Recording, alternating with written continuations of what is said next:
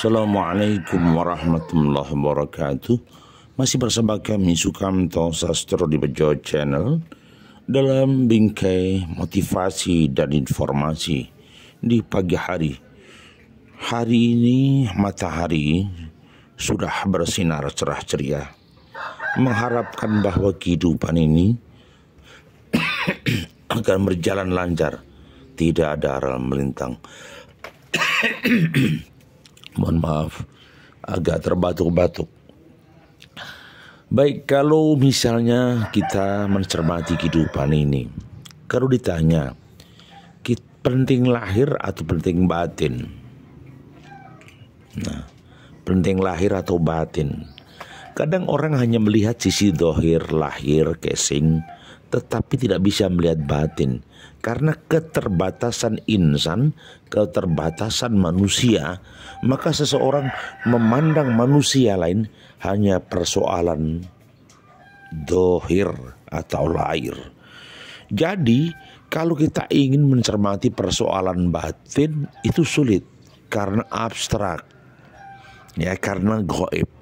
Bisa juga ya, yang batin itu terlihat dalam visualisasi saat mereka bergerak, saat mereka bicara, sehingga mereka tahu bagaimana kata batinnya, bagaimana kata hatinya. Ya, itu termunculkan saat mereka bicara, saat mereka menasihati, saat mereka marah, itu baru muncul. Maka saya katakan bahwa manusia itu etikanya, logikanya, bicaranya adalah dohir dulu. Esensi batin tidak ada yang tahu. Konsep inamal amalu biniat, ya, amal bergantung niatnya. Itu persoalan hati, kita serahkan saja pada Allah. Persoalan hati kita serahkan pada Sang Kholik. Maka zahirnya manusia harus menjalankan seorang muslim sholat 5 waktu, berbuat baik, berzakat, bersedekah. Itu dilakukan secara zahir. Itu yang terjadi. Tetapi bagaimana parameternya batin? Inilah. Maka kita tidak bisa menghukumi seseorang dengan persoalan batin, ya. Maka tindakan hukum, ya, itu harus de facto, tindakan nyata gitu loh. Jadi kalau persoalan itu persoalan batin tidak bisa dihakimi, ya. Kita serahkan saja sama Allah. Apa gelijang hatinya, apakah ikhlas atau tidak ikhlas, apakah lillahi ta'ala atau tidak lillahi ta'ala. Itu bukan wilayah kita, itu wilayah Allah. Biarlah semuanya dalam kuasa Tuhan, kuasa Allah yang Maha Esa. Begitu. Baik, kita lanjutkan. Jadi bagaimana antara lahir dan batin? Maka sekali lagi kita harus bisa menempatkan diri. Kapan itu kita memandang seseorang dari dohiriyah saja, dan kapan kita, ya, mencermati orang dari sisi laku batin. Tetapi sekali lagi urusan batin, urusan hati itu haknya Allah. Biar Allah lah yang semuanya melihat, mengatur dan memperhitungkan di yahubil hisab.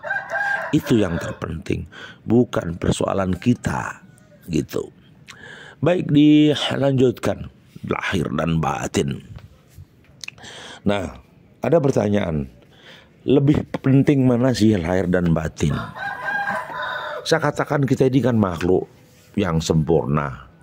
Kita ini makhluk yang senantiasa mendapatkan rahmatnya Allah, mendapatkan hidayahnya Allah, mendapatkan inayahnya Allah. Lahir kita harus kita jaga, bahwa raga ini satu paket.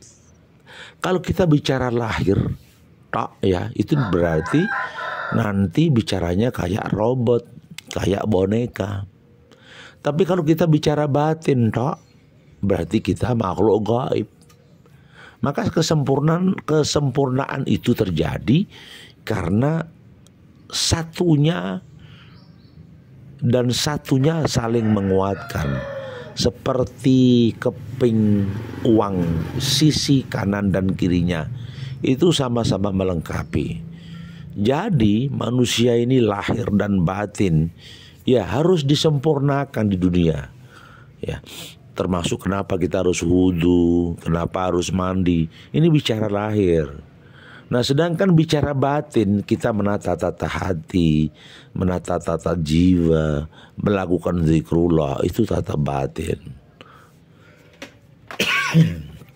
Ya, maka jadi sekali lagi perlu dicermati lahir dan batin. Memang tidak mudah ya, ya memang tidak mudah. Tetapi itulah faktanya. Jadi kita harus jalankan apa yang sedang terjadi, kita nikmati, ya kemudian ya apapun yang diperintahkan Allah jalani saja. Jadi perlu dicermati bahwa sabda Rasulullah di hadis riwayat Al-Bukhari dan Muslim dari Abu Hurairah Abdurrahman bin Syakr radhiyallahu an, ia berkata, aku mendengar Rasulullah sallallahu alaihi wasallam bersabda, apa yang aku larang kalian darinya maka jauhilah. Kami ulang, apa yang aku larang dan ya dari kalian, apa yang aku larang ya dari kalian, maka hendaknya jauhilah. Dan apa yang aku perintahkan kalian, ya, apa yang aku perintahkan kalian, dengannya maka kerjakanlah semampu kalian, ya. Karena sesungguhnya yang membinasakan orang sebelum kalian adalah karena mereka banyak bertanya, menyelisihi para nabi. Nah, kadang orang begini terlalu overkritis ya, bertanya, disuruh sholat, tuh aku yang penting kan orangnya baik, perilakunya baik, hatinya baik. Loh kalau tahu hatinya baik dari mana? Gitu loh. Ya, orang yang berbuat baik tentunya akan muncul dohirnya baik. Ya, orang yang hatinya baik, visualisasinya pasti baik. Jangan bilang, wah yang penting orangnya baik, tidak jahat, tidak mendolimi orang. Iya. Maka saya katakan ada parameter akal, ada parameter akhlak, ada parameter hati. Gitu loh. Jadi yang saya katakan ini bahwa kehidupan ini pasti banyak parameternya. Maka kalau kita bicara lahir dan batin, ya harus sempurna dong. Hatinya sempurna. Maksudnya sempurna gimana? Oh, punya rohani hati yang baik, tidak pemarah, dia sabar, kemudian dia tetap punya sifat ta'awun, gotong royong, nah, dermawan gitu loh. Bagaimana dengan hati itu? Itulah hati yang baik. Bagaimana dengan dohirnya? Dohirnya ya diungkapkan, disedekahkan, kemudian sholat gitu loh. Jadi lahir dan batin harus sinergi, tidak bisa terpisahkan gitu. Itu kawan, jadi satu kesimpulan bahwa marilah jaga keseimbangan bumi ini, menjaga lahir kita, menjaga batin kita, menjaga langkah kita, menjaga pemikiran kita. Orang yang sukses memang harus sempurna. Jadi ya inna akramakum indallahi atqakum. Jadi sekali lagi harus sempurna. Sempurna dalam apa? Dalam takwanya. Karena orientasi sebenarnya yang paling baik bukan hartanya, bukan rupanya, ya, bukan gagahnya, bukan gantengnya, tetapi di mata Allah takwanya yang dipandang. Ya, bagaimana kualitas takwa itu muncul? Ya, akhirnya aplikasinya hablum minallah, hablum minannas. Baik hubungannya dengan Allah, dengan menjalankan syariat-syariatnya. Kemudian juga hablum minannas, hubungan dengan makhluk baik. Maka akan dicintai manusia dan dalam ridhonya Allah. Terima kasih kawanku masih bersama kami Sukamto Sastro di Mojo Channel. Semoga ada manfaatnya, motivasi pagi hari ini. Assalamualaikum warahmatullahi wabarakatuh.